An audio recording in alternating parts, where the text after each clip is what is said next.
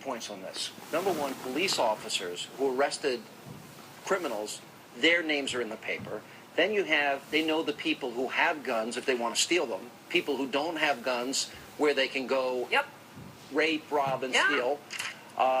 This is really dangerous. Yes, it is. Yes, it is. And it's a wake-up call for New York State. This is to make these public records has got to be changed. Many states already do that.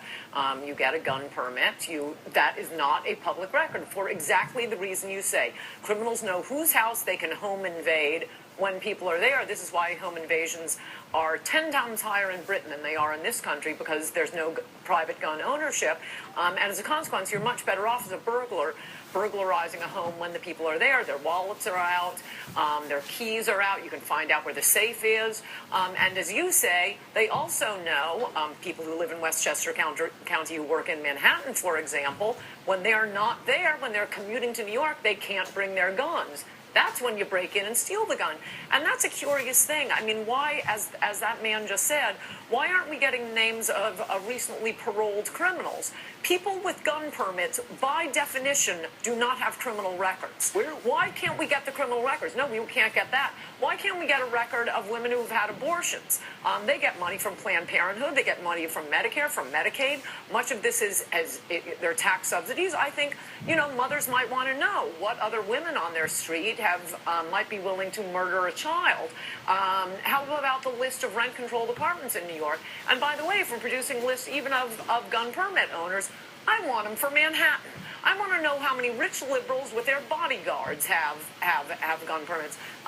The News Journal, or Journal News, by the way, as I'm sure your viewers know, they hired a couple of armed guards because they got, some mean emails. Armed guards. Can we get the armed guards' names and addresses? Well, just like a lot of the Hollywood stars that have been speaking out, they get to hire armed guards. Yeah. Our politicians are protected. No, they want gun control. That means, we can't have, all these benefits for the rich. We have a very unequal society. If there is gun control, I want no one who makes $200,000 or more being allowed to hire a bodyguard. You be as defenseless as the rest of us. You said to me, as we were coming on the air, they are coming for our guns. What did you mean by that? Well, they're hysterical women. They refuse to go after criminals. They will not release the names of people who've been convicted of crimes. They will not do anything about manifestly crazy people. No. We have to let Billy Boggs walk the street of Manhattan, defecate in the street. You have the ACLU defending crazy people.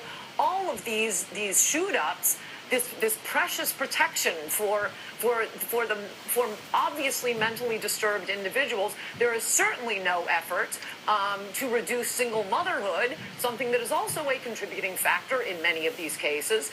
New York City, you can't take a subway without somebody being pushed onto the tracks by mentally disturbed individuals, and liberals won't let us go after the criminals. No, they specifically go and try to harm people who by definition do not have criminal records so that their guns can be stolen by criminals. You were critical of Wayne LaPierre, of the NRA, and this whole issue after the Newtown shooting that came up, and everybody frantically doing this, running out there and blaming the gun. And this happens after every shooting. Columbine happened in the middle of the assault weapons ban.